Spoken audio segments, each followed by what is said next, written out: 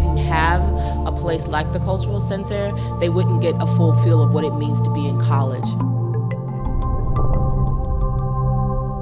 Whenever you say the house, people just knew what you were talking about.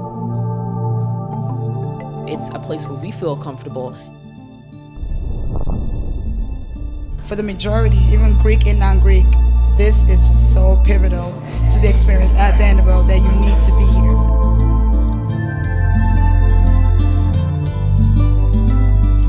The Bishop Joseph Johnson Black Cultural Center provides educational and cultural programming on the African and African American experience for the Vanderbilt and Nashville communities. Dedicated in 1984, the center is named for the first African American student admitted to Vanderbilt in 1953, Bishop Joseph Johnson. The center represents one of Vanderbilt's numerous efforts at acknowledging and promoting diversity.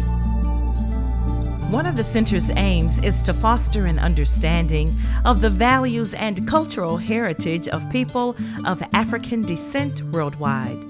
The center is really important to the university and the students because it is a center of community at Vanderbilt. Not simply the black community, but the Nashville community, the African American community, and the entire community. The center serves as a resource for information on African and African American life and culture.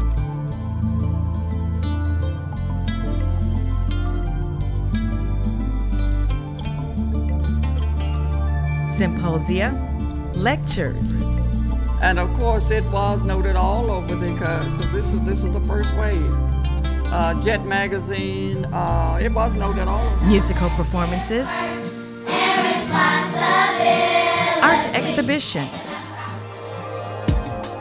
audiovisual materials, and publications on the African and African American experience provide a broad spectrum of activities for the university and the general public.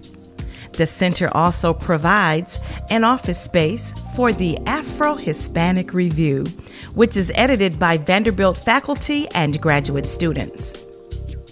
Another of the center's aims is student support.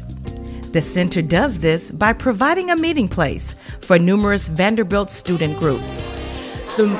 Most of the events that I've attended here at the Cultural Center have been sponsored by student organizations such as the Black Student Alliance. I know that the Cultural Center as well does cultural programs and allows the center to be used for community service programs such as the YMCA Bridge. So not only do they let the students use it, but it's also a place where organizations can come on campus and do community service with Vanderbilt students.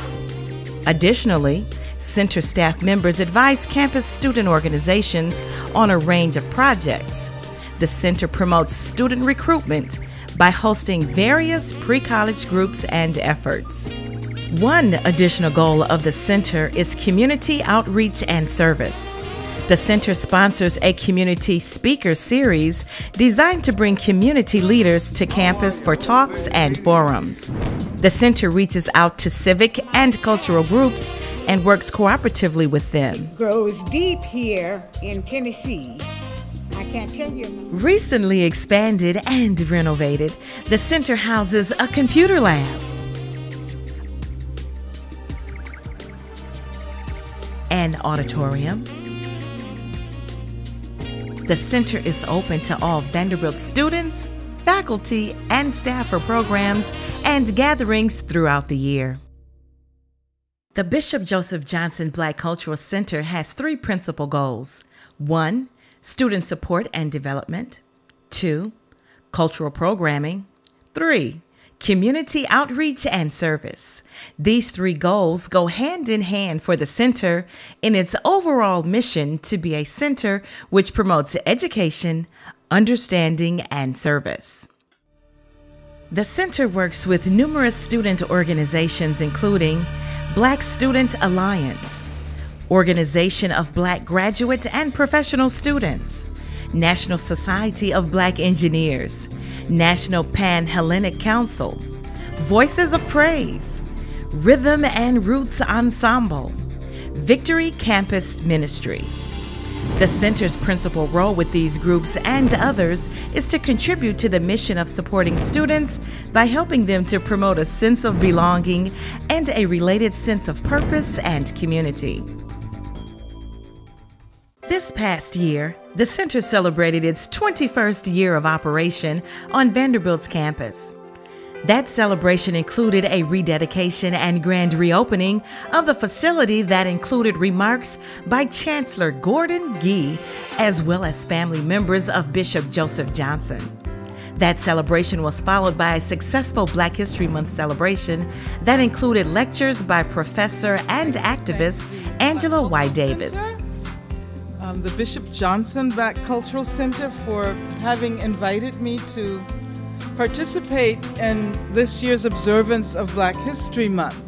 Negro Leagues legend Buck O'Neill, Mr. John Lair of the famed Tuskegee Airmen, and Mr. Herb Halbron, a former World War II bomber pilot.